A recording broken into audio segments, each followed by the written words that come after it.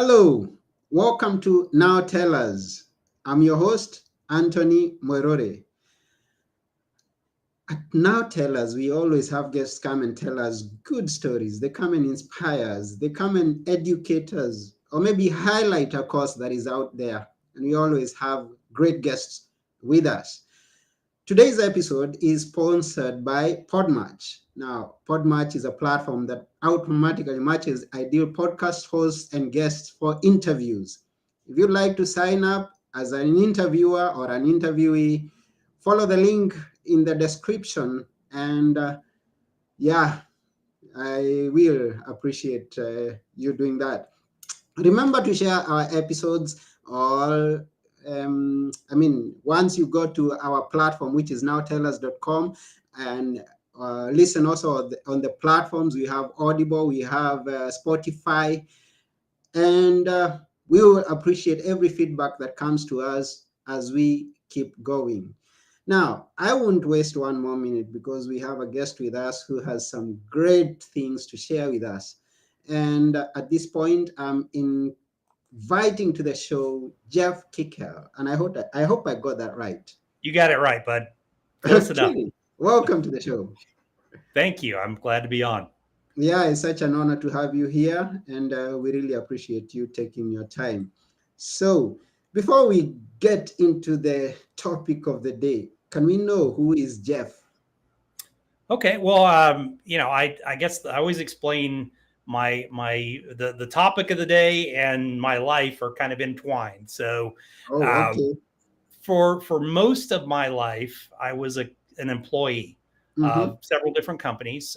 Worked in the financial services industry for just almost 30 years at this point. And about 7 years ago, I was working for a company that I just absolutely could not work there anymore. I was very frustrated. I basically at that time had written my first book. And I decided that when I wrote my first book, I needed to promote it somehow. And I decided, well, maybe I'll just do a podcast. And realized that I probably needed to actually listen to a podcast first before I did that. So I started listening to podcasts and found one called Entrepreneur on Fire with John Lee Dumas. And John at that time was doing a 7-day-a-week podcast. And he was interviewing entrepreneurs. And he would interview all these entrepreneurs. Well, the first 30 shows were him interviewing a lot of these entrepreneurs that by the time I started listening had become extremely successful. A lot of the early pioneers of the online world and everything else. And I started listening to it and I was like, those guys aren't any smarter than I am. And, if you have a good idea, you can do this. And I started listening, and decided that I needed to be an entrepreneur. And I started looking for an opportunity because I wasn't happy where I was at. I had gone to a bunch of events at co-working spaces. So, we're shared office spaces. And I decided, well, we didn't have anything like that in my town. And I'm going to go ahead and start a co-working space. I could still work my job and, own a co-working space at the same time. Well, after that point, I really had a hard time working at that company. So I ended up quitting my job, leaving there, started my co-working space, and also started a financial practice at the same time. So I never recommend starting two businesses at the same time that you have to rely on for income. So first mistake, bad. That led me to a couple of years of, we were in severe financial trouble. We burned through most of our seed money. Anytime you start a business, expect that it's going to take twice as long to be profitable and cost double the amount that you planned on. So that was kind of where we were at. We were running out of money. We were building businesses, got through that. And it really was hunkering down, focusing on the finances, growing the business, and continuing my career of working with small business owners and working with individuals who were retiring down the road. But I started to see that retirement for people was starting to change. People had this attitude of, okay, I don't want to wait around until I'm 65 to start living my life. I want to enjoy life now. And if that means that I can't retire when I want to, then that's fine. And I started to have a conversation with people about their Freedom Day. Mm-hmm. And that's where Freedom Day really came from. It was some clients that I had who really were there. They had everything that they needed. They'd saved well. They didn't spend a lot of money. And I just told them, you woke up today and you went to work and you didn't actually have to. So you're at your Freedom Day. Mm-hmm. And that moment, that piece of that second in time, I saw people, you could visibly see the stress kind of come out of them and a smile come to their face. And I hadn't seen that in years of doing retirement income planning. Always people were still stressed. They were worried that, okay, I'm going to retire and then the markets are going to blow up and all that. And what I started to do is model what I was doing in my own life and model what I saw some of my most successful clients doing, and realized that it was different from the way I had been trained to do retirement planning. Okay. Retirement planning, the way I was trained, was you spend 40 years working, you scrimp and save as much as you can, you put it into accounts, retirement accounts that grow at a single digit rate. And then once you get to 65 or 66, you downsize your house, you buy a crappy car, and you go on one cruise per year, and that's the rest of your life. Mm-hmm. I wasn't going to accept that in my own life, and I didn't want my clients to accept that in their lives either. So I started to look at, well, what was it that helped me be successful? Mm-hmm. And it was that I spent time focusing on building multiple income streams. I still invest in the stock market. I still invest in financial investments, but I spent a lot of time building multiple streams of income that really replaced my old job income.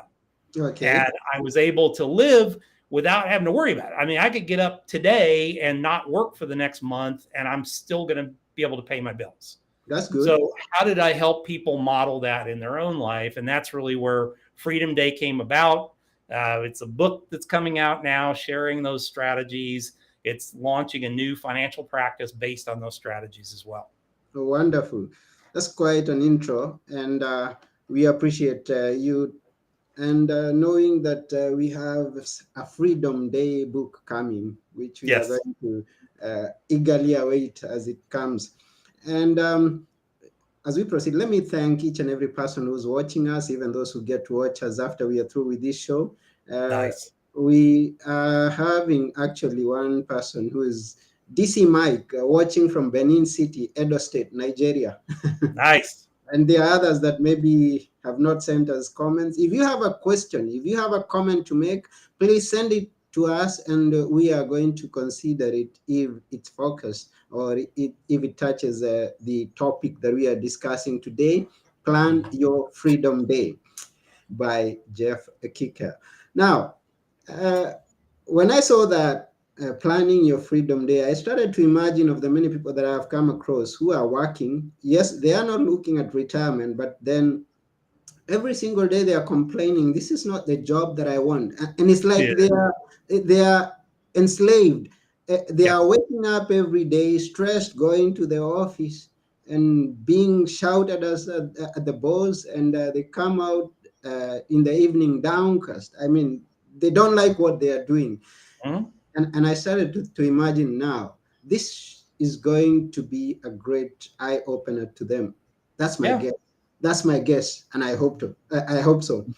So you were in a job that you didn't like, and then you started to look at side hustles. And we have many of the people that I have described, even before we go into the retirement. We have many of the people who are watching that are in that state. Where do they begin? Exactly, where do they begin? Well, what I would tell people first is, look at the world that you're in today. If you're working for somebody else, you're selling your time for money. Mm-hmm. So you're selling your most precious resource is time. Now, during any given week, we have 168 hours. 40 of that, let's say 40 to 50 hours of that are spent at work. Mm-hmm. 40 hours are spent sleeping. So let's call it, maybe if you sleep a lot more, let's call it 60 hours that you sleep. It Mm. still leaves you 40 to 50 hours of time. Now, Yeah. everybody tells me I have no time. I don't have time to do any of this stuff.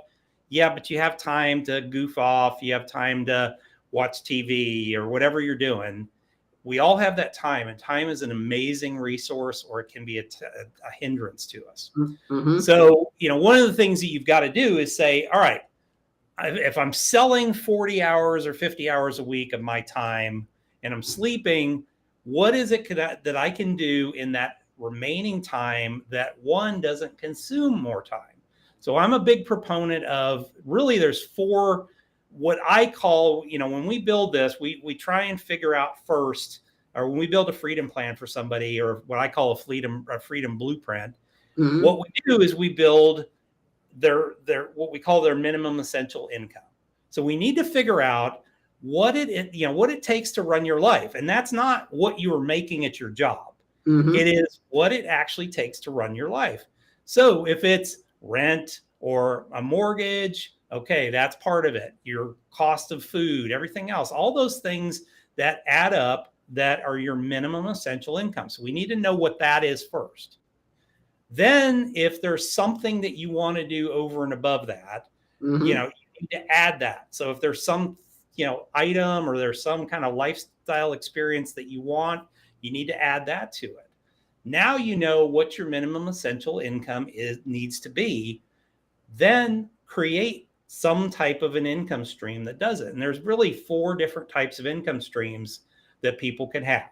Mm-hmm. So first of which, you can start a business. Okay. But starting a business, the mistake most people make is they start a business and they become an operator of that business and not an owner. Mm-hmm. And there's a big difference. An Yeah. owner of a company has people working for them that do the work. They're there to kind of direct the action, but they're not doing the work. If Okay. you start a business where you're just selling more time for money, you just bought a job. Mm-hmm. And you're limited to the amount of work that you have the capability to do. Okay. But most of us know something. We have some type of specialized knowledge that other people want. So what can you do to take knowledge out of your head, put that into some kind of a package, and then turn around and sell that to other people that want to know about that? Mm. That's selling knowledge for money. Mm-hmm. And if I sell knowledge for money, I literally am not limited by time anymore. I'm just limited by audience. I need to get that product in front of the right audience. Mm-hmm. So that's one method of getting to your freedom, is starting a business. It's what I did. Yeah. I started 4 businesses over a period of about 6 years. I started 4 businesses, 2 of which now I've sold, one of which was for a 7-figure exit. So that was a way to create a ton of wealth in a very, very short period of time. I didn't invest a lot of money into that business. So my return on investment was multi thousand, it was over 1,000% Okay. of what I invested in that business. Beautiful. So that's one way. Yeah. You could buy a business. So there's franchises all over the world that you can buy into. So that's basically taking someone else's system, proven system, you go into it and you become the owner of that business. Once again, people buy into franchises and then just make it a job for themselves, and then they're miserable and they hate it and everything else. Mm-hmm. But if you spend the money, you buy into a franchise and you hire good people to run it for you, that's another means of getting to that point. And either it's a stream of revenue coming into you, or you build it to the point where you sell it back to somebody else later on. Okay. The third method is more of a kind of a double-digit return type of a scenario, and that is real estate. So I work with my clients. I work with actually a guy that I met that does this here in the United States, of partnering with somebody that knows what the heck they're doing in real estate, me providing the capital, and I built a portfolio of real estate that not only is growing in value, but it's also generating an income stream for me. So, as of this day, over the last 6 years, I've been slowly building a portfolio of real estate investments that today basically pay my bills. So I don't have to, if I did nothing for, the next 10 years, I know I would have enough income coming in from those that I could live the life I had, prior to selling my business here this year. I could live well. I'd make a little extra money on the side, and that would be my fun money. The last method is if somebody's got a chunk of change, there's some investment strategies that you can do. A lot of times use it here in the United States, once again. So for people overseas, this may or may not work. But for people here in the United States, there's some financial vehicles, a lot of them using insurance strategies and things like that, that can generate down the road an income stream. So, if somebody's got money, they can use some of those. So, when I look at my world today, over the last 6 years, I built a practice, or, I built an investment practice. I built co-working spaces. I have a company that publishes books. So, once again, I've got multiple streams of income coming from that piece. I'm not a big buy into a business strategy kind of person. I like creating them. So the franchise route for me never really interested me. However, that could change, here in the future. That could change. And I might say, hey, I'm going to take some money and put that in there. I just really don't want to complicate my life more than that. I built a portfolio of real estate that has been growing. And I use some of those financial models and will be using more of some of those other financial strategies, so that I really have multiple streams of income coming in. They cover my minimum essential income and then some on top of that. And I still invest in the stock market and financial investments as well, because those are very liquid vehicles. I'm a big fan. I buy some individual securities, and they're companies that are kind of on the forefront. And I know over time they're going to grow, and I don't invest a ton of money in them, but I kind of just leave it and hold those things and evaluate them on an annual basis.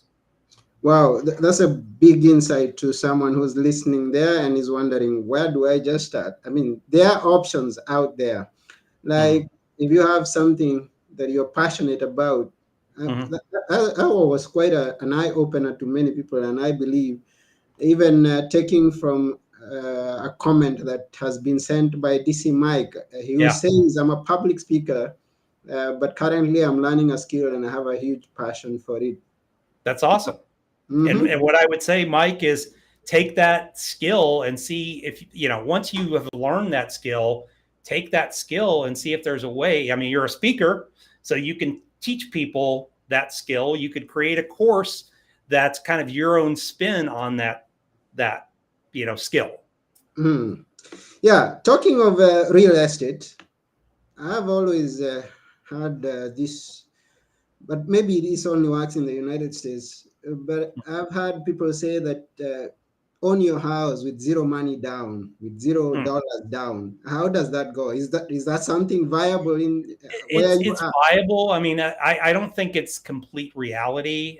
Most of the people, most of the people that try that, it's fine if the real estate market's going up, but you have no wiggle room if the market's not. If the real estate market doesn't go up, and if you're not in a market where interest rates are going through the roof like they are today, I mean, you're not giving yourself any flexibility, and that's a sure way to get yourself into trouble. So, what I would tell people, I mean, our typical investment here in the United States, for clients that I work with and help do this, I always tell them they need about $40,000 to $60,000 to kind of get their foot in the door. And then it will build on top of that. And work with a good partner who understands the market. You can eventually do this yourself, but I knew when I went into real estate, I had very good goals. I wanted to make double-digit returns. I wanted to take the least amount of risk possible. And quite frankly, I didn't want to be a landlord. So what could I do to do that? And I didn't want to rehab properties. I didn't want to flip properties. So, those are all, I don't know if it's for you over in Europe, but we have these DIY channels, and it's all these people that go find a house that's destroyed, and they come in and they redo it, and then they flip it to somebody else. That has no interest to me at all. I didn't want to do any of that. I wanted to just say, hey, I'm going to come up with the capital. I'm going to let you, I'm going to partner with you, and I'm going to invest. And that's what I do today. I have a couple different companies that I work with that these are people that do this for a living. I provide the investment capital, or my clients provide the investment capital. And they effectively, you split the profits on that property over a period of, several years, maybe 4 to 7 years. We would sell that property, and, it allows people to have that, to invest in real estate without having to become a professional real estate investor, which that's a lot of work. There's a lot to that. Yeah, and we understand that because each and every one of us have their own focus. I mean, I have my own ideas of what is going on. I also have a different passion from you. And so something that I may focus on to be my source of income could be totally different, something that you could not be interested in. So it's to the listener to search himself, to look deep inside and think, what is it that I start doing today? I'll keep doing without getting tired, and keep pushing it every single day. That's my idea. The best way I've ever heard it, the best expression I ever heard is, if you love what you do for a living every day, it's not work. And for me, I mean, I'll give you an example. This year, halfway through the year, my business partner came to me and said, hey, I want to buy you out of our business. And I mean, initially it was like, but, I've worked so hard to build this and everything else. But then the reality came to, I wasn't enjoying the business as much as I do today. I wasn't enjoying what we were doing because we were kind of going down a different path than what I saw was what I wanted to do for the rest of my life. So it was actually a gift in a lot of things. I mean, one, it created a large sum of money that allows me to basically do whatever I want. And I had that choice. I mean, I basically had, I went to a conference and I had 4 days by myself without my wife in one of the most beautiful places I've ever been to. It was very peaceful. And I literally had 4 days to kind of sit down and say, well, if I had all the money in the world, what would I do for the rest of my life? And I came down to, the whole Freedom Day concept, I want to share this with people. I want this to be my mission for the rest of my life. And I'm basically going back to doing what I was doing before it's a little bit more on steroids, because it's now taking some other things that I was doing outside of my traditional job for myself that I can now kind of get people involved in, and it's not just the same traditional the same traditional professional money manager route or wealth manager route that I've always helping people to get to that same life I had. Yeah, and looking at your profile, I kind of saw that you give it some pressure, some focus that everyone should have a side hustle. I mean, absolutely. Why do you say that? Well, everybody should have a side hustle, and there's a couple reasons for that. One, if you're going to work and you're selling your time every day and you're just barely getting by, you need a side hustle. There's only a certain amount of time outside of work, and most times that's in the evenings or on the weekends. So you might not want to work then. So find something that you're passionate about, that you can learn about and be an absolute expert in. So one of my favorite things, one of my friends, Jim Cathcart, is a professional speaker. He's world known. One of the things that affected him in his life was listening to a gentleman called Earl Nightingale. Back in the 1970s, Earl Nightingale had a radio show. And one of the things Jim heard early on in his life, and he was working as like a government clerk in Little Rock, Arkansas, but he heard Earl Nightingale say one thing, and that was, if you would dedicate 1 hour per day to your chosen profession, something that you enjoy, within 5 years, you will be the world's most recognized expert in that category. So Jim looked at it as, well, I've got an extra 60 hours, let's say outside of work, and my job isn't real hard here at work. And I don't really even do 40 hours worth of work here. So if I would really dedicate like 4 or 5 hours to my day, I will be an expert. And he is. He's a world-renowned expert in multiple fields, mostly personal development. So find something that is your passion and just start studying the heck out of it. DC Mike, hey, I'm learning a new skill. Great. Learn that new skill. Spend an hour a day, 2 hours a day, 3 hours a day, whatever it is. The more you learn about that and find everything you can find about it and become an expert in it, people will want your knowledge and you can sell your knowledge to them. And I don't care where you're at. I don't care if you're in Nigeria, you're in Greece, you're in Austin, Texas. We all have the same opportunity today.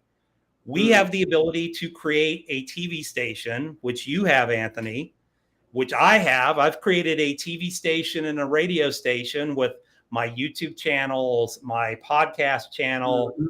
I have the ability to reach the world. When would DC Mike ever hear from me? He's in Nigeria. I'm here in Texas. You're in Greece. When would we ever be all connected together? Well, that's the power of the internet. It's the power of what's been put into our hands by the technology companies. And there has never been a time in history where more opportunities have been made for, especially in the media space. Yeah. Now, that doesn't mean that if you just put videos up on YouTube or you film videos and put them on Facebook that you're going to become a millionaire. It's not. You have to have some kind of business to that, and you've got to have some things that get people to that. And there are millions of courses out there of how to turn a product into something, into a funnel that turns it into a sale. And, at that point, you've got a sales funnel that creates revenue, and then you drive people to that through the media that you're creating. That's wonderful. And now, since you've interacted with a lot of people and several of them are your clients, I know you've had so many side hustles. Which have been your most interesting side hustles that you've had people build? So, I created 6 businesses over the last 6 years. So, of course, wealth management, been doing that for years. It's my full-time gig, but it's also my passion. It's what I love. I own co-working spaces. And I'm asking with the interact for not specifically your own, but also those ones that you've had from other people. From other people. From other people. A friend of mine, good client of mine, Marilyn. Marilyn was she worked in the finance field, loved animals, absolutely loved animals. She ended up becoming a dog trainer. So she's just really good at working with animals. Became a dog trainer and a dog boarder. And, for 10 years, almost 15 years, built a great practice. And that was what supported her life and everything else. She lived very well.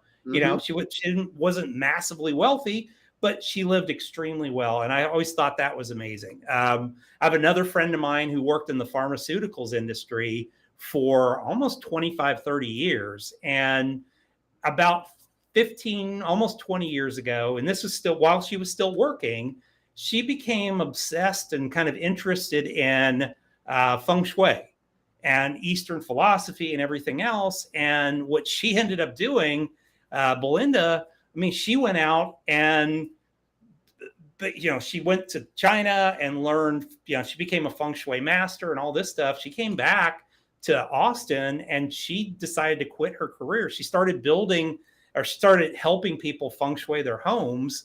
And that became a full-time career for her eventually. And now that's what she does for a living. Those are examples of people that found their passion. And once you find your passion, it's just easy. It's really easy to do. It's why when I looked at my life and said, well, I've got all the money I want, or that I need to live the rest of my life, why would I not just keep doing what I love doing? I'm 55. I got plenty of time to keep doing this. Does it mean that I'm going to hustle as hard as I had to before? No. but it allows me to do things like this and get on here and hopefully affect some people around the world that, are sitting there in their little cubicle at work, dying a little bit every day. There's people out there, and, I do interviews all the time. We're launching a YouTube channel starting next week where it's a whole bunch of the interviews I've done on my podcast, and I call them freedom stories.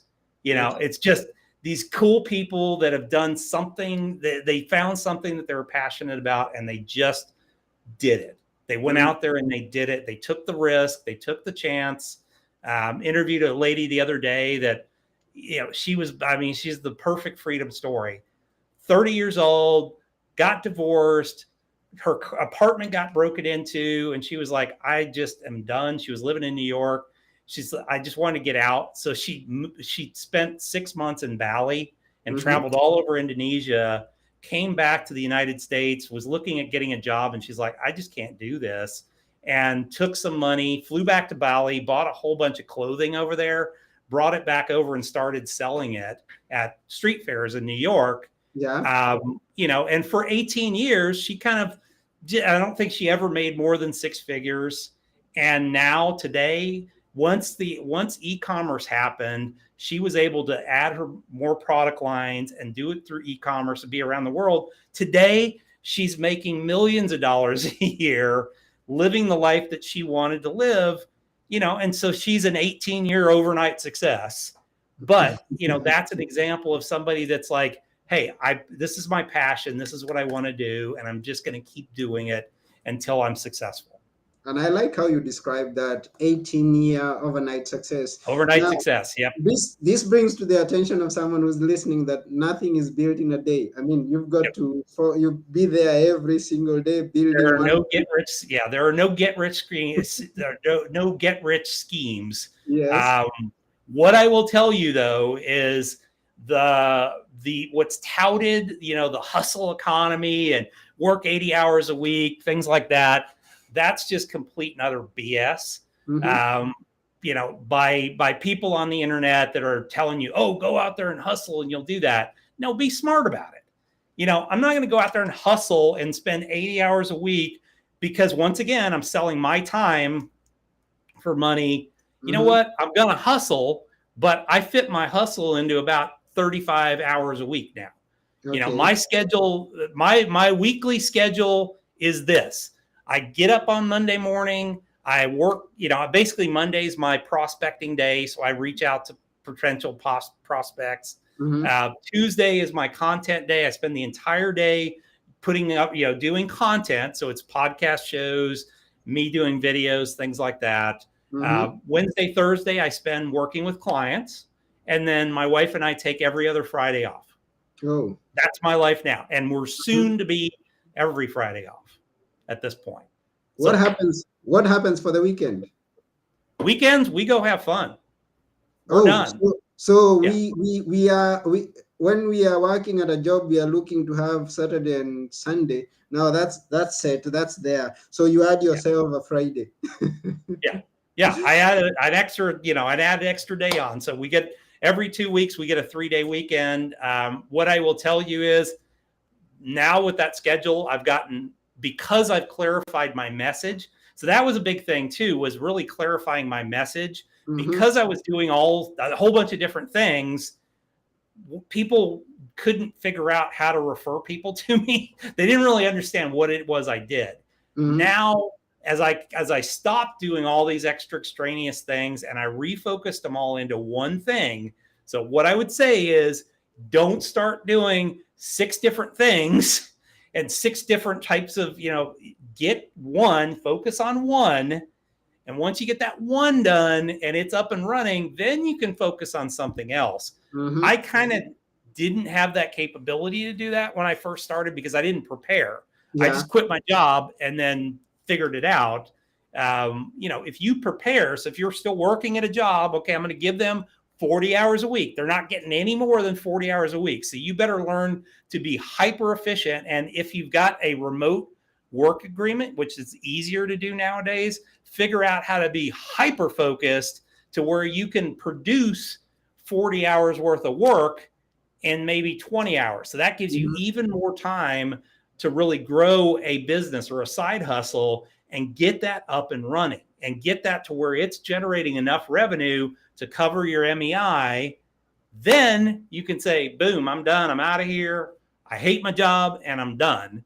That was the mistake I made, is I didn't really have that. I didn't really plan well. And so I didn't really have that. I was starting to generate some income, and then we started running out of money and my income dried up and I was screwed for a while. Don't do that. Have it up and running. Then, yeah. To everyone who's listening or those who are watching, the word is plan, plan, plan, Yes. plan, plan. Sit down and know what you're going to do. Don't just say, I quit my job and walk out of the office. No, you've got to sit down and plan.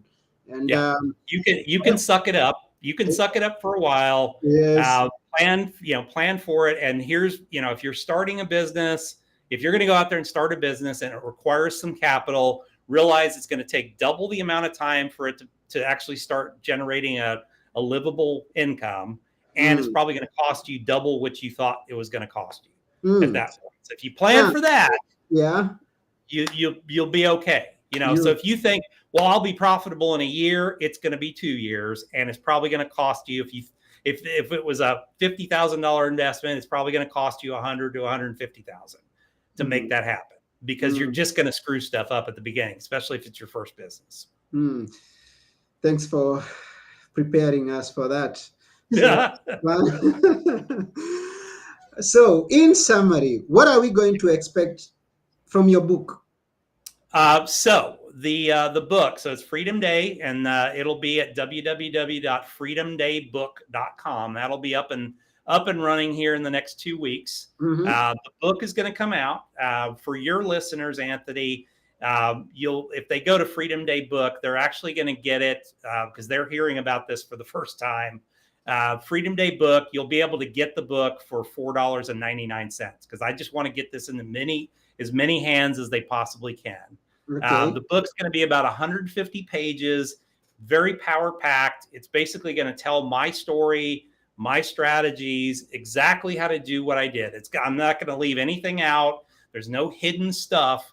It's exactly what it takes to do what I did to get to my Freedom Day. And I have multiple Freedom Days. So what you're going to learn is there's 3 types of freedoms. There's freedom of time, there's freedom of money, and there's freedom of what I call intention. And that freedom of intention is basically a bucket list. So think of it that way, is you're creating a bucket list. What you want to do before you die. And put those things down. Those are your intentions, and then go start doing those. And those intentions are some of them have price tags, some of them not, but you need to start doing those right away, immediately. That's the most important part of everything. And what I will tell you is the more you focus on the intentions, you're going to find the time to do them, and you're going to find the budget. You're going to create income to get yourself to that point. Beautiful, beautiful, beautiful. Thank you very much, Jeff, for everything that you've shared with us today. It's been quite a wonderful experience having you on our show. And before we go, we would love to know, there are those people who are saying, hey, I would like to know or hear much more from Jeff directly. How can they connect with you? Yep. Easiest way, a couple ways. So I have a presence on Instagram at Jeff Kikel. So it's at Jeff Kikel. You can find me, or you can just email me directly at Jeff@JeffKikel, JEFFKIKEL.com. Either way, reach out to me. Love to hear from you. Love to hear any questions you have. And if you are interested in, just keeping up with, I'll keep you in the loop. If you email me, I'll keep you in the loop of what all is going on in what we call Freedom Nation. Wow, wonderful.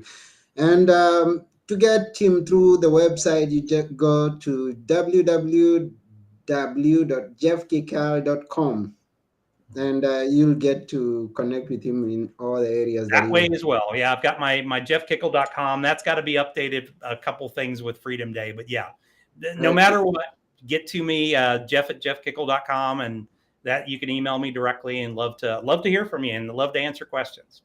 Okay, thank you very much. We also thank all those who have been with us. And specifically, let me thank DC Mike, who has been with us from the beginning to the end. And Mike says, thank you, Jeff. Thank you, Mike. I appreciate it. Wonderful questions today.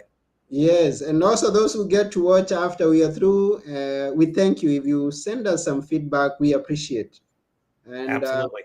This is just about what we have for today's episode. But before we go, Jeff would like to hear a few words that we should always remember. What are those words from you?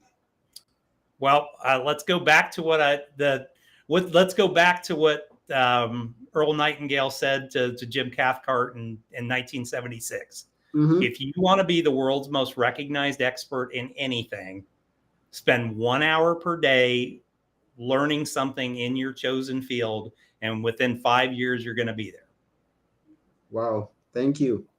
So 1 hour per day, set it aside, plan for what you want to do and what you want to You have 60 extra hours.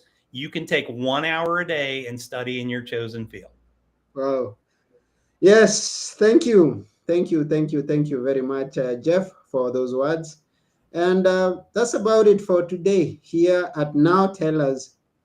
And I've been your host, Anthony Mwerore, and together with our guest today, Jeff Kikel, we are saying bye for now. All right, buddy. Thank you.